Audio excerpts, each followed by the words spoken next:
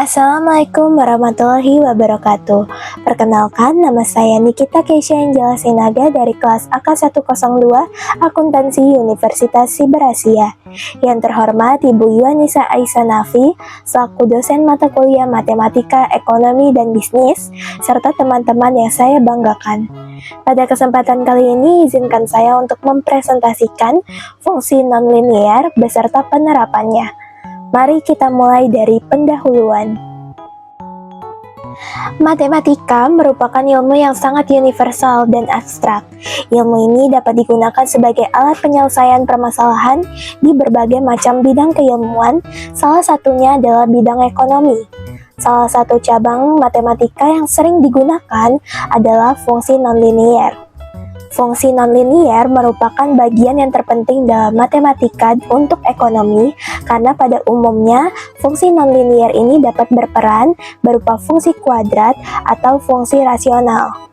Gambar dari fungsi ini bukanlah suatu garis lurus, melainkan suatu garis lengkung. Oleh karena itu, dengan mempelajari bentuk-bentuk fungsi nonlinear dan memahami sifat-sifatnya sangat bermanfaat dalam mendalami teori-teori ekonomi. Pada pembahasan ini akan dibahas fungsi kuadrat yang menghasilkan grafik berbentuk parabola vertikal maupun horizontal, fungsi rasional dengan grafik berupa hiperbola, serta fungsi kubik, lingkaran, dan elips. Rumusan masalah yang akan kita bahas adalah yang pertama, fungsi kuadrat, yang kedua fungsi kubik, yang ketiga fungsi penawaran, yang keempat fungsi permintaan, dan yang kelima fungsi keseimbangan pasar. Nah, kita akan memasuki ke bab pembahasan. Yang akan kita bahas terlebih dahulu adalah fungsi kuadrat. Fungsi kuadrat dengan satu variabel bebas adalah fungsi polinomial tingkat 2. Nah, rumusnya adalah Y sama dengan Fx sama dengan Ax kuadrat ditambah Bx ditambah C. Apa itu Y? Y adalah merupakan variabel terikat, sedangkan X adalah variabel bebas. Nah, A, B, C di sini merupakan konstanta, tapi A-nya itu tidak sama dengan 0. Adapun rumus dari koordinat titik puncak dari suatu parabola adalah min B per 2A, atau bisa juga dapat dicari dengan min B kurang 4AC per 4A. Nah, di mana tadi seperti yang sudah saya bilang awalnya, yaitu A, B, dan C merupakan parameter atau konstanta dalam persamaan. Nah, rumus kuadrat ABC, jika Y sama dengan 0, maka bentuk umum dari fungsi kuadrat yaitu Y sama dengan AX kuadrat plus BX plus C akan menjadi persamaan kuadrat AX kuadrat ditambah BX ditambah C sama dengan 0. Nilai-nilai penyelesaian untuk X yang juga disebut akar-akar dari persamaan kuadrat dapat diperoleh dengan cara memfaktorkan atau dengan menggunakan rumus kuadrat. Nah, rumus kuadratnya apa? Yaitu X sama dengan min B plus minus akar dari B kuadrat dikurang 4AC per 2A. Nah, maksudnya plus minus A ini apa? Jadi sesuai soal ya, bisa ditambah maupun bisa dikurang. Nah, suku ditanda akar dari persamaan yaitu tadi sudah disebutkan, yaitu B kuadrat dikurang BAC 4AC. Nah, maka itu disebut sebagai diskriminan. Nilai diskriminan ini akan menentukan apakah parabolanya itu vertikal memotong, menyinggung, atau tidak memotong maupun menyinggung sumbu X. Jika nilai B kuadrat kurang 4AC adalah negatif, maka tidak terdapat titik potong dengan sumbu X. Jadi, rumus kuadrat ini hanya digunakan bila nilai B kuadrat dikurang 4AC positif atau sama dengan 0. Fungsi kuadrat ini dapat digambarkan pada bidang koordinat akan mempunyai suatu parabola vertikal. Nah, dapat kita lihat di gambar ada terbuka ke atas dan terbuka ke bawah. Jika A-nya itu sama dengan positif, maka akan terbuka ke atas. Namun, apabila terbuka ke bawah, itu menunjukkan bahwa A-nya itu negatif. Nah, Parabola vertikal lengkung ke atas ini disebut sebagai parabola terbuka ke atas. Parabola vertikal lengkung ke bawah disebut sebagai parabola terbuka ke bawah. Suatu parabola itu mempunyai satu titik puncak. Titik puncak atau vertex ini adalah di mana arah perubahan fungsi dari naik ke menurun atau dari menurun ke naik.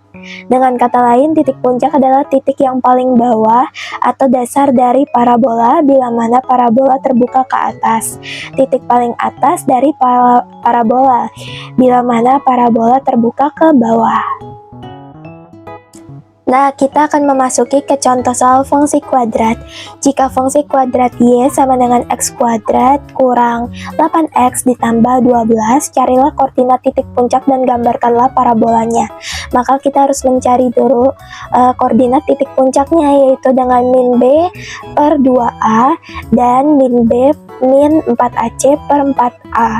Nah, kita tinggal masukin, yaitu a-nya itu 1, B-nya itu min 8, dan C-nya itu 12. Maka didapatlah koordinat titik puncaknya yaitu 4, min 4. Nah, untuk X sama dengan 0 dan Y sama dengan 12, maka kita bisa mencari titik potong sumbu X adalah 0,12. Nah, dapat dicari ya dengan tadi yang rumus determinan, yaitu X1,2, yaitu min B kurang lebih akar dari B kuadrat kurang 4AC per 2A. Nah, kita tinggal masukkan saja A, B, dan C-nya ke dalam rumus, maka didapatkanlah titik potong sumbu X yaitu 2,0 dan 6,0.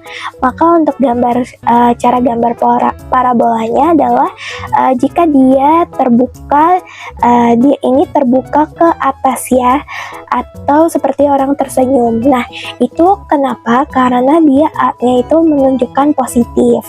Apabila dia A-nya negatif, maka kita akan menggambarnya itu terbuka ke bawah. Jadi karena di sini A-nya positif, maka kita gambarnya terbuka ke atas. Dan kita tinggal lihat tadi titik potong sumbu X-nya itu 2,0 dan 6,0, maka tinggal kita gambarkan dengan cara membuat poinnya dulu, yaitu 2 dan 6 di sumbu X-nya. Maka titik puncaknya itu kan yang di tengah-tengah dari parabolanya, yaitu 4, min 4. Maka di bawah ya. Dan kita tinggal tarik garis dari 0,12 tadi ke 2, lalu ke 4, lalu ke 6, dan yang terakhir ke 8. Jadi untuk menggambar parabolanya kita harus menentukan dulu koordinat titik puncak dan titik potong sumbunya. Kita akan memasuki ke fungsi yang kedua, yaitu fungsi pangkat 3 atau disebut fungsi kubik. Nah, fungsi kubik ini ialah fungsi yang pangkat tertinggi dari variabelnya adalah pangkat 3. Setiap fungsi kubik setidak-tidaknya mempunyai sebuah titik belok, yaitu titik peralihan bentuk kurva dari cekung menjadi cembung atau cembung menjadi cekung. Selain titik belok, sebuah fungsi kubik mungkin pula mempunyai satu titik ekstrim atau titik 2 ekstrim. Nah, rumusnya ada tidaknya titik ekstrim ini dalam suatu fungsi kubik tergantung pada besarnya nilai-nilai B, C, dan D di dalam persamaannya. Nah, dengan demikian terdapat beberapa kemungkinan mengenai bentuk kurva suatu fungsi kubik. Fungsi-fungsi kubik ini hanya mempunyai titik belok tanpa titik ekstrim. Bagaimana sih bentuk umum fungsi kubik? Bentuk umumnya adalah fx sama dengan ax pangkat 3 ditambah bx pangkat 2 ditambah cx ditambah d. Nah, di sini a-nya itu masih tidak sama dengan 0. Jadi kalau tadi pangkat 2, sekarang pangkat 3. Contoh soalnya, dari fungsi kubik kita dapat menentukan akar-akarnya dengan mengubahnya ke dalam bentuk persamaan kubik. Jadi misalnya fx sama dengan x pangkat 3 dikurang 3x pangkat 2 dikurang 7x tambah 21. Ini kita bisa ubah dulu ya. Jadi x pangkat 3 dikurang 3x pangkat 2 dikurang 7x ditambah 21 sama dengan 0. Dari persamaan tersebut kita dapat menentukan akar-akarnya dengan cara memfaktorkan. Jadi kita tulis dulu persamaannya, lalu kita sederhanakan yang mana yang bisa disederhanakan. Contohnya x kuadrat X pangkat 3 dikurang 3X kuadrat. Nah, maka bisa kita sederhanakan menjadi X kuadrat dalam kurung X kurang 3 tutup kurung, nah yang ini juga bisa kita sederhanakan, 7X ditambah 21 menjadi 7 dalam kurung X dikurang 3 tutup kurung sama dengan 0. Nah, maka di sini kita bisa dapatkan fungsinya itu yaitu X kuadrat dikurang 7, X dikurang 3 sama dengan 0. Dan kita bisa dapatkan ya, X kuadrat dikurang 7 sama dengan 0, maka kurang lebih akar 7, X kurang 3 sama dengan 0, maka X-nya itu 3. Jadi akar-akarnya adalah kurang lebih akar 7 dan 3. Nah, kita akan memasuki ke fungsi permintaan. Fungsi permintaan didefinisikan sebagai hubungan antara jumlah barang atau jasa yang diminta dengan variabel lain. Variabel lain tersebut bisa berupa harga barang, pendapatan, selera, model, dan lain-lain. Sehingga diperoleh bentuk umum fungsi permintaan adalah QD sama dengan A dikurang BP atau P sama dengan A per B dikurang 1 per B Q, di mana QD merupakan jumlah produk yang diminta, A konstanta, B parameter, di mana B-nya ini harus melebihi 0. Contoh soal fungsi permintaan, 10 buah barang A terjual jika harganya 80 per buah, sedangkan jika barang A 60 per buah terjual 20 buah. Tentukan persamaan dan kurva permintaannya. Nah, penyelesaiannya kita menentukan dulu ya. Q1 itu 10 buah tadi, 10 buah barang. Nah, P1 itu harganya 80. Nah, Q2 itu yang kedua itu kan 20 buah yang dijual. Nah, maka P2-nya itu harga yang kedua yaitu 60. Maka menggunakan rumus persamaan garis melalui dua titik, yaitu Y dikurang Y1 sama dengan Y2 min Y1 per X2 min X1. Maka X dikurang X1. Nah, kita tinggal masukin sesuai dengan fungsi yang tadi kita sudah tentukan. Jadi didapatlah 2Q sama dengan 100 min P. Nah, jika P-nya itu sama dengan 0, maka 2Q sama dengan 100 dikurang 0. Maka Q-nya adalah 50. Jadi A-nya itu kan 50,0. Nah, jika dibalik Q-nya 0, maka didapatlah P dikurang P sama dengan 100. Jadi untuk titik B-nya itu 0,100. Nah, kita tinggal gambarin aja fungsi permintaannya, yaitu tadi Y-nya 100 dan X-nya itu 50. Jadi tinggal ditarik garis aja dari atas 100 ke B-nya yang 50. Fungsi selanjutnya adalah fungsi penawaran. Fungsi penawaran ialah fungsi yang menyatakan hubungan antara jumlah barang atau jasa yang ditawarkan dengan variabel lain. Variabel lain ini tersebut bisa berupa harga barang, teknologi yang tersedia, harga faktor-faktor produksi, harga produk lain, harapan produsen terhadap harga produk, dan lain-lain. Secara umum, persamaan penawaran adalah QS sama dengan A ditambah BP atau P sama dengan A per B ditambah 1 per B Q, di mana QS merupakan jumlah produk yang ditawarkan, A konstanta, P ini harga barang per unit, B itu parameter, di mana B itu melebihi 0. Kita akan memasuki ke contoh soal fungsi penawaran. Apabila harga barang A itu 75, barang yang tersedia di pasar 100 buah. Apabila harga barang A 50, maka barang yang tersedia di pasar itu 50 buah. Nah, kita sama ya caranya, kita menentukan Q1-nya dulu berapa. Jika Q1-nya tadi 100 buah, maka P1-nya adalah 75. Jika Q2-nya 50, maka P2-nya adalah 50. Nah, jadi menggunakan rumus persamaan garis, yaitu rumusnya sama dengan tadi fungsi permintaan. P dikurang P1 sama dengan P2 kurang P1 per Q2 kurang Q1, Q kurang Q1. Nah, jadi di sini Y itu sama dengan P, X itu sama dengan Q, sama aja. Tinggal kita masukin aja nih angkanya ke dalam rumus tersebut. Maka didapatlah Q sama dengan 5 min 50 ditambah 2P. Nah, jika P-nya sama dengan 0, maka Q-nya didapat min 50. Maka Q Q-nya didapat 50, maka A-nya itu min 50. Dan jika Q sama dengan 0, maka didapat B-nya sama dengan 25.